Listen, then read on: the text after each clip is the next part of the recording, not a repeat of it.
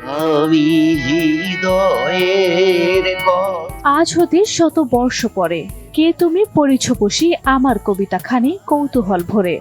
আজ হতে 100 বর্ষ পরে আমি হৃদয়ের বাংলার 1400 সালে বিশ্বকবি রবীন্দ্রনাথ ঠাকুর হয়তো ভেবেছিলেন নশ্বর এই বিশ্বের মানুষ তাকে ভুলে যাবে, তাই লিখেছিলেন এই কবিতা।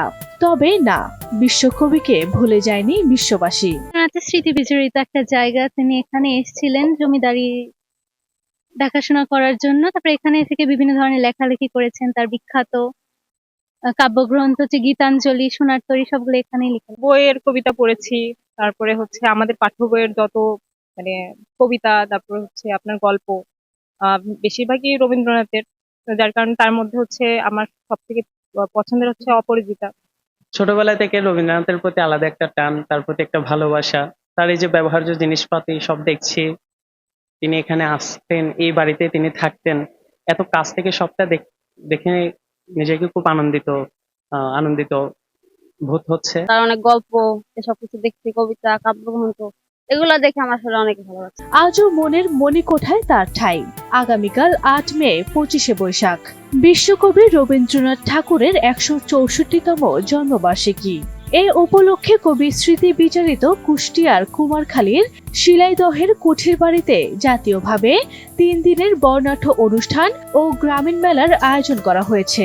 চলছে শেষ মুহূর্তের প্রস্তুতি। এখানে আসছে কবিগুরুর স্মৃতিস্তম্ভ দেখতে।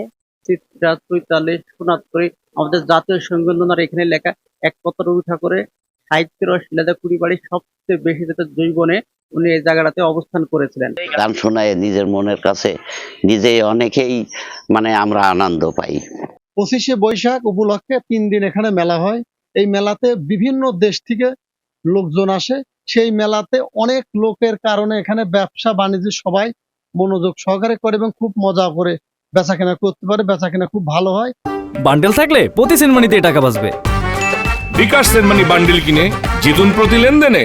সাংস্কৃতিক মন্ত্রণালয়ের আয়োজনে 25শে বৈশাখ সকালে সাংস্কৃতিক বিষয়ক মন্ত্রণালয়ের উপদেষ্টা মুস্তাফা সরোয়ার ফারুকী আনুষ্ঠানিকভাবে 3 দিনের এই অনুষ্ঠানের উদ্বোধন করবেন।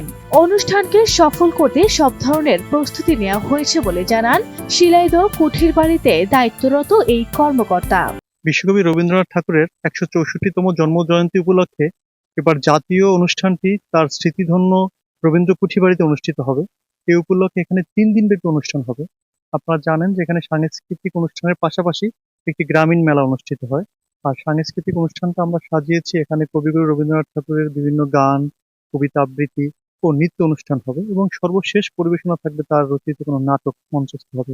এবারের আয়োজনে থাকছে সাংস্কৃতিক অনুষ্ঠান, রবীন্দ্রসঙ্গীত, নাটক পরিদর্শনী। ইতোমধ্যে কুঠিবাড়ি চত্বরে বসেছে বিশাল গ্রামীণ মেলা। নানা রকম পসরা সাজিয়ে বসেছেন দোকানিরা।